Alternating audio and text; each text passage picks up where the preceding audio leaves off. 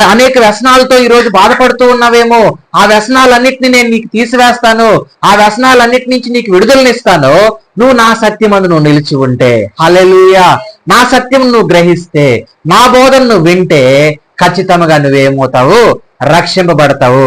ఖచ్చితంగా నువ్వేం తెలుసుకుంటావు? సత్యమును తెలుసుకుంటావు. ఖచ్చితంగా నువ్వేం చేస్తావు? సత్యమును గ్రహించి సత్యమైన మార్గములో నువ్వు నడుస్తావు. నీకు సత్యము నిన్ను స్వతంత్రులుగా జీవింపజేస్తుంది. హల్లెలూయా. అయితే మీ తండ్రి దురాశలను ఏం చేస్తున్నావు? నువ్వు నెరవేర్చుకోవచ్చున్నావు. చూడండి, యేసు క్రీస్తు రక్తములో కడగబడి యేసు క్రీస్తు నామములో ఎందరైతే బాప్తిసం పొంది రక్షింపబడి ఉంటారో వాళ్ళందరూ దేవుని సత్యమును ఏం చేస్తారు? నెరవేరుస్తారు.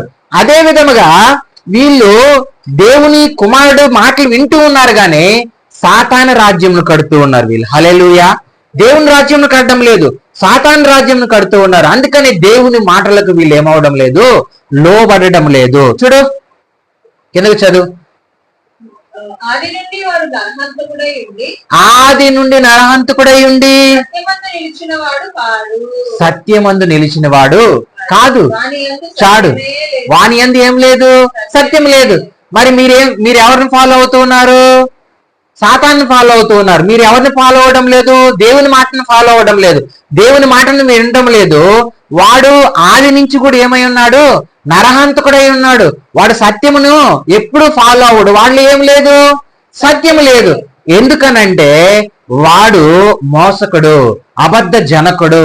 వాడు ఎప్పుడు కూడా సరే, చూడండి, ఏదైనా వనములో అవ్వమని ఏం చేశాడు? దేవుని నుంచి దూరం చేశాడు. ఈ రోజు లోకంలో అనేక మందిని కూడా దేవుని సంఘములో కూడా బిడ్డలను ఏం చేస్తున్నాడు? దేవుని నుంచి దూరం చేస్తున్నాడు. వాడి టార్గెట్ ఏంటంటే దేవుని పిల్లలే టార్గెట్. వాడికి దేవుని సంఘములో నుంచి, దేవుని శరీరంలో నుంచి అవయవములుగా ఉన్నప్పుడు ఏం చేయాలంటే వాడు ఏం చేయాలంటే అక్కడి నుంచి తప్పించాలనుకుంటూ ఉంటాడు.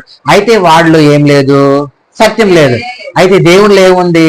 సత్యం ఉంది. ఆ సత్యం నిన్ను నన్ను ఏం చేస్తుంది? స్వతంత్రులుగా చేస్తుంది. హల్లెలూయా. చూడండి, కిందకి చదవండి. వాడు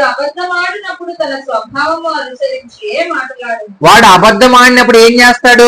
తన స్వభావమును అనుసరించే మాట్లాడతాడు. వాళ్ళు ఏముంది? అబద్ధం ఉంది, దురాశ ఉంది, దుష్టత్వం ఉంది, పాపం ఉంది, భయంకరమైన పరిస్థితులన్నీ వాడి దగ్గర ఏమై ఉన్నాయంటే నిండిపోయి ఉన్నాయి. అవేం చేస్తాడు? వాడిని నువ్వు నమ్మితే అవి నీకు ఇస్తాడు. అయితే దేవుణ్ణి నువ్వు నమ్మితే దేవుడు ఏమిస్తాడు? సత్యం ఇస్తాడు, నిత్య జీవం ఇస్తాడు, పరలోక రాజ్యం ఇస్తాడు, మరీ శ్రేష్టమైన దేశమును నీకు దేవుడు ఇస్తాడు. హల్లెలూయా. అయితే నువ్వు లోకమునకు దూరంగా ఉండాలనంటే సత్యమును నువ్వు తెలుసుకోవాలి. లోకమునకు నువ్వు దూరంగా ఉండాలంటే నువ్వు దేవుని జీవము నువ్వు తెలుసుకోవాలి. అయితే దేవుడు ఈరోజు నిన్ను నన్ను ఈరోజు ప్రత్యేకించి ఆయన సన్నిధానంలో నిలబెట్టుకొని ఈరోజు ఆ సత్యమును గురించి ఈరోజు నీకు చెప్తూ ఉన్నాడు. ఒకవేళ నువ్వు సత్యమునకు దూరంగా ఉన్నావేమో, ఈ రోజు నుంచి దేవుడు చెప్తూ ఉన్నాడు, నా కుమారుడా, నా సత్యం నువ్వు అనుసరిస్తే ఖచ్చితంగా నీకేమిస్తానంటే నిత్య జీవం ఇస్తానంటూ ఉన్నాడు. ఆయన నిత్య జీవం ఇస్తే అది మరణం లేని జీవము. హల్లెలూయా. ఒకవేళ ఈ శరీరం ఈ భూమి మీద మృత్యుల్యం అయిపోయినా, ఒకవేళ ఇది అయిపోయినా కూడా సరే, నీలో ఉన్న జీవం మాత్రం దేవుని దగ్గరికి చేరుతుంది. ఎందుకంటే అందులో ఏముంది? జీవం ఉంది, అందులో సత్యం ఉంది. కిందకి చదువు. అబద్ధమాడు స్వభావం అనుసరించే మాట్లాడును, వాడు అబద్ధికుడు జనకుడై ఉన్నాడు. హల్లెలూయా. నేను సత్యమునే చెప్తున్నాను గనుక మీరు నన్ను నమ్మరు. హల్లెలూయా. నేను సత్యమునే చెప్తున్నాను గనక మీరేమవరు? మీరు నమ్మరు. అయితే వాడు అబద్ధం ఆడతాడు కాబట్టి మీరేం చేస్తారు?